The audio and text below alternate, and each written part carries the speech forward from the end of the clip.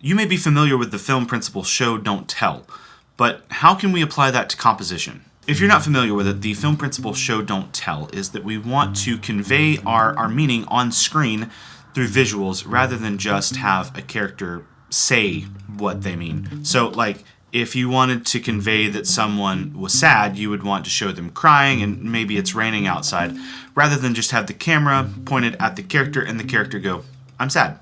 That's not as effective. So that's the idea of show, don't tell. And what I'm going to show you today is not exactly a one-to-one analogy, but I think you'll get the idea.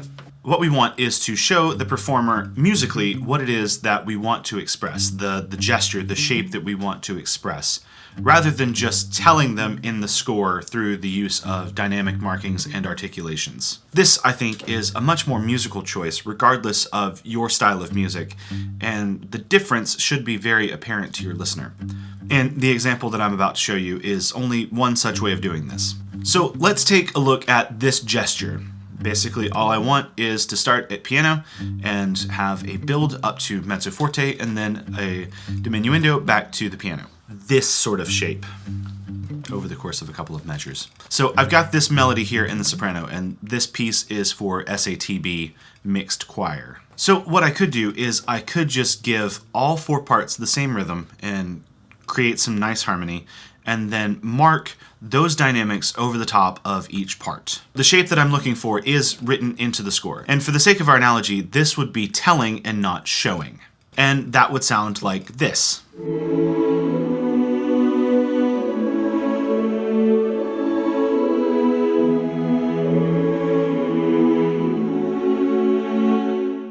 Perfectly fine, but I think we can do better. Now what I'll do is I'll take that exact same soprano melody, and instead I will add voices incrementally in order to assist that build. We are building as more voices enter. Another thing that I'm going to do is I'm going to expand the range.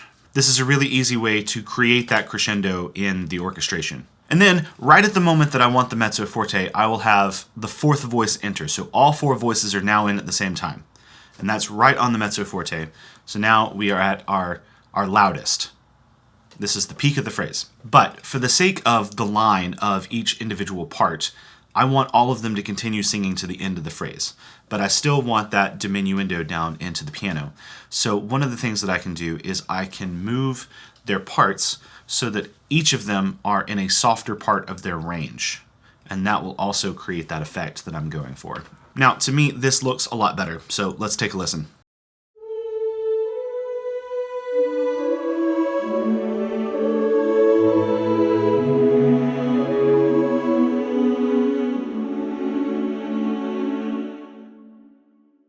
To me, it's a much more effective and musical way of expressing this.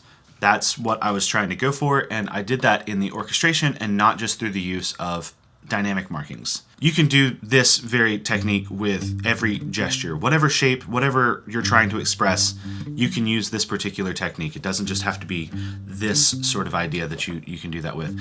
It's a very transferable skill. You see this a lot in classical orchestration, but it doesn't matter what style or genre of music that you write. You can still use this particular technique. Really, you're asking two things. Number one, what is the shape that I'm going for here? What is the gesture that I'm trying to express? I find it a lot easier to define that shape, that gesture, if you actually sort of move around and figure out, like, how would you conduct this? How would you move to it? But then number two, how can I write that directly into the orchestration? So instead of just having everyone play the entire time and writing in articulations or dynamics, how can I write it directly into the orchestration so that it's very obvious what the shape is? I find that makes the gesture a lot more impactful on the listener, and it more clearly expresses whatever emotion it is that you're trying to go for. Hopefully you found this particular exercise useful. If you did, let me know down in the comments. And if you're new to this channel, welcome. I am a composer and music theorist, and here on this channel we are exploring how to become better composers and musicians together. So if you find this content useful, I've got a lot of other resources available on my website down in the description, and if you feel so inclined, please feel free to subscribe. I'll see you next time.